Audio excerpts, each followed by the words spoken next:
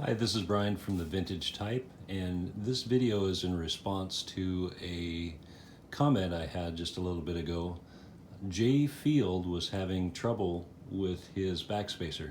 It wasn't working. It wasn't advancing properly, and he had a situation something like this, where it would just go back and forth and not advance. And there's a couple different possibilities for that problem. One is actually dirty carriage wheels.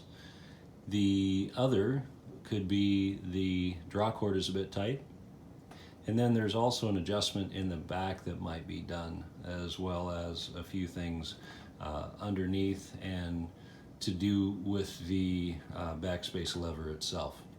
So I'll go over some of these, and if you have the same problem, maybe one of these solutions will help with your backspace issue as well. This, let me wiggle it here. That, of course, is the backspacer engaging the rack, and what it should do is move and then go on to the next tooth and grab it.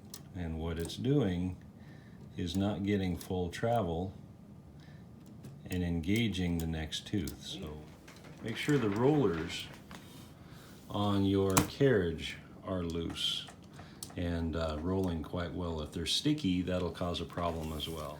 You just undo that screw and pull it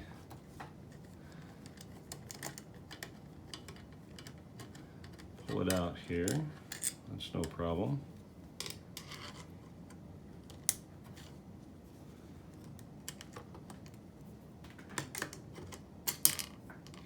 Okay, but this one poses a problem. Can't really get to it because this bar is here. So the best way to do that is to your line spacing, set that to number 3. You'll see number 3 down there. And what that gives you is an easy reference. So when you put it back together, because we're going to take this apart so we can get to that screw. So when you put it back together, this part, this gear, is on the outside of this gear, so it'll sit like that. Okay, we're going to take this off. So you pull this off. There's a little bit of spring tension.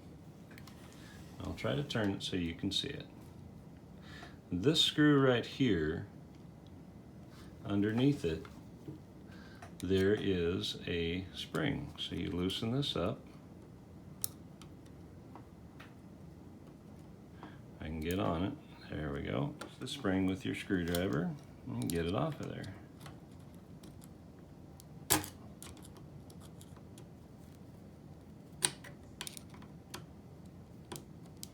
Then you can pull this gear out. Okay. So here's the spring we're talking about. And I'm lucky these are not too tight.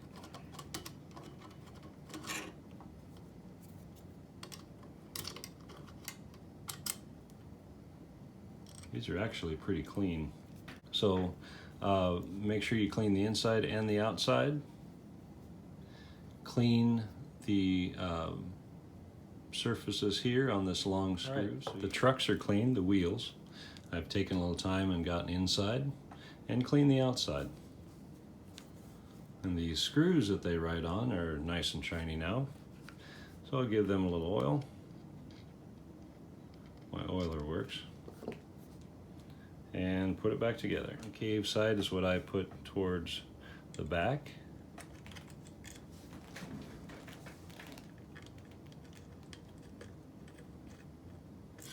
And then make sure the wheel still turns. Some of them I've done, you really crank down on them, it actually smashes the wheel so it doesn't turn. The truck does not move. So this one seems to be fine. It's much smoother than it was previously. And then we'll do this one as well.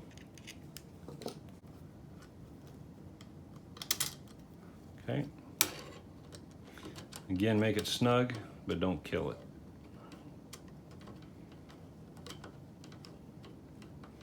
And before you put everything back together, make sure it spins well. So now there's this little tiny piece right here. So what we're going to do is take the small hook, put it in here, turn the spring, put the big loop over this protrusion here,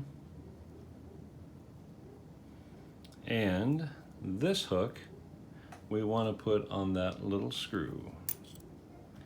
So I'll try to get it so you can see it, but it's really tough to do.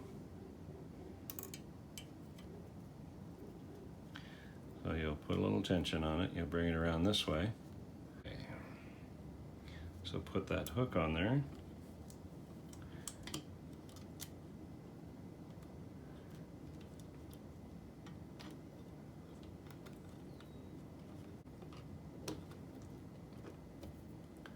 And I almost forgot, gotta line this guy up. So we've got to get this shaft in. And then I took a minute and I polished inside here and then on this screw as well. And I'll add a little oil to this screw. So we're in here, might as well clean it all up. And then make sure to line up this gear tooth setup. Find the threads. Oh.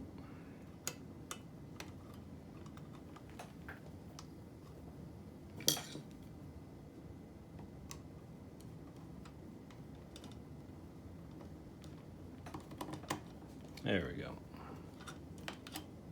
I'm a little off here, so I'll adjust this before I tighten the threads down. Okay, so now this gear tooth is ahead of this gear tooth.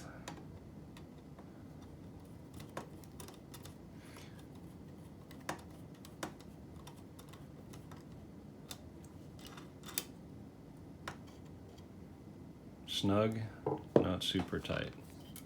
Okay, so this is what I'm talking about with the teeth. Right here, that's how it should look. You've got this little spring hooked around here, and then we'll tighten this screw down so that spring doesn't break loose. And then you've got good action with your return, your line spacing, and your return. So now you've got your wheels freed up. What I do with this one, I don't take it apart. Usually the shaft is a little long, so you can oil on both sides. A little here, a little there, and it gets the job done. So the next option is this nut here, and what that does is it raises the carriage up. So that's the next thing to try.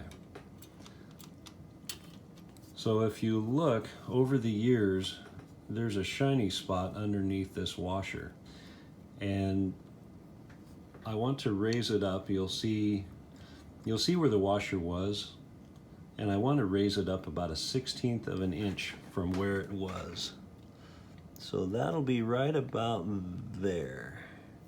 Now I'll tighten it and see how that does.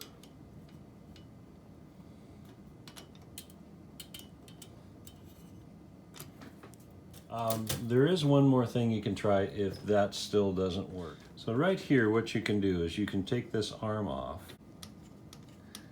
and that's not tough to do. Okay, so to get it out, you just twist this here. What I've done is taken a file and just sanded, or just filed a little bit off of here. And what that does is it puts it a little further up, closer to the tooth. I would not recommend bending this in any way, because it's very apt to break. I've bent them a few times and had them work out. I've also broken a few of them as well. So you can see that's about the hook that it should have. If you have a lot less or a lot more, then maybe you want to take a little bit of a risk and try to get it into that general shape. But like I say, filing here usually is a good option. Just go a little bit at a time and try it out little by little. and then there's a spring in here, and your arm goes in front of the spring closer to the carriage. And you just put it back and put the screw in and give it a shot. On this machine, it took all the adjustments to make this backspacer work properly all the way across the carriage. It was catching in a few spots after I made the first adjustment and the third and so on. And when I adjusted the carriage up and did a little filing here, I went back after I turned off the video, and I actually did file this down a little, and it seems to work pretty well. So I just wanted to make a quick note, when you adjust the carriage up by that little nut in the back, it'll help with another thing. As these platens wear down and they get older, I think they shrink a little bit, because when the type comes down, oftentimes the top part of the letter is a little faded. It doesn't strike quite as well as the rest of the letter. Like an R, the top part of the R will be hard to see.